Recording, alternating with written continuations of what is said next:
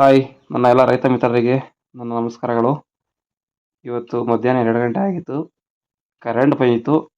ಗೊಬ್ಬರ ಬಿಡಬೇಕಾಗಿತ್ತು ದಾಳಂಬ್ರೆಗೆ. ಅದಕ್ಕೋಸ್ಕರ ಈಗ ಹೊಲ್ದ ಹತ್ರ ಬಂದೆ.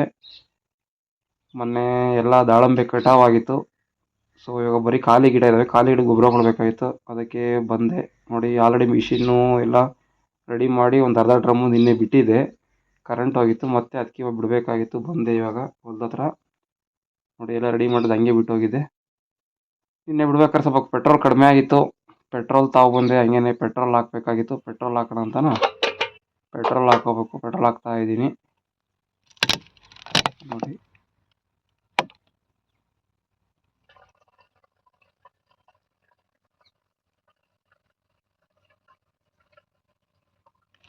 ಸಾಕಿಷ್ಟು ಇಷ್ಟು ಪೆಟ್ರೋಲ್ ಹಾಕ್ಕೊಂಡ್ರೆ ಇಷ್ಟ ಆಗುತ್ತೆ. ಇವಾಗ ಆನ್ ಮಾಡಬೇಕು. ಆನ್ ಮಾಡೋ ಬಟನ್ ಆನ್ ಮಾಡಿದೆ. ಸ್ಟಾರ್ಟ್ ಮಾಡ್ತಾ ಇದ್ದೀನಿ. ಓಕೆ, ಆನ್ ಆಯಿತು ಮಿಷಿನ್ನು.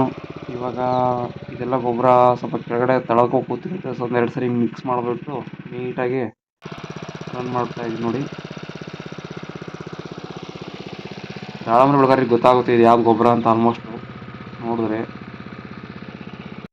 ಕಟಾವಾಗಿತ್ತಲ್ಲ, ಅದಕ್ಕೋಸ್ಕರ ಬಿಡ್ತಾ ಇದ್ದೀನಿ. ಸ್ವಲ್ಪ ಕೊಂಬೆಗಳೆಲ್ಲ ಬಾಗಿತ್ತು ಸಿಕ್ಕಾಬಿಟ್ಟೆ ಕಾಯಿ ವೆಯ್ಟ್ಗೋಸ್ಕರನ. ಸ್ವಲ್ಪ ಗಿಡನೂ ಬೆಳೀತವೆ, ಗಿಡಕ್ಕೂ ರೆಸ್ಟ್ ಆಗುತ್ತೆ ಅಂತ ಹೇಳ್ಬಿಟ್ಟು ಗೊಬ್ಬರ ಕೊಡ್ತಾ ಇದ್ದೀನಿ ಇವಾಗ. ಮಿಷಿನ್ ರನ್ ಆಗಿದ್ದಾಯ್ತು. ಈಗ ಅದಕ್ಕೆ ತೋಟದೊಳಗಡೆ ಬಂದೆ. ಎಲ್ಲ ಗಿಡಕ್ಕೂ ಹೋಗುತ್ತಾ ಇಲ್ವೋ ಅಂತ ಚೆಕ್ ಮಾಡಬೇಕಲ್ವಾ. ಅದಕ್ಕೆ ನೋಡೋಣ ಅಂತ ಈಗ ಒಳಗಡೆ ಬಂದಿದ್ದೀನಿ. ತೋಟದೊಳಗಡೆ ಎಲ್ಲ ಗಿಡಕ್ಕೂ ಹೋಗ್ತಾ ಇದೆ ಇವಾಗ ಸದ್ಯಕ್ಕೆ ನೀರೊಳಗಡೆ ಗೊಬ್ಬರ ಮಿಕ್ಸ್ ಆಗಿ. ನೋಡಿ, ಇದು ಇವಾಗ 20 ತಿಂಗಳು ಗಿಡ ಆಗಿದೆ. ನಾನು 13 ತಿಂಗಳಾದ್ಮೇಲೆ ಬೆಳೆ ಬಿಟ್ಟೆ. 6 ತಿಂಗಳು ಆದಮೇಲೆ ನಂತರ ನನಗೆ ಬೆಳೆ ಕಟಾವಾಗಿ ಆಗೋಗಿದೆ ಈಗ.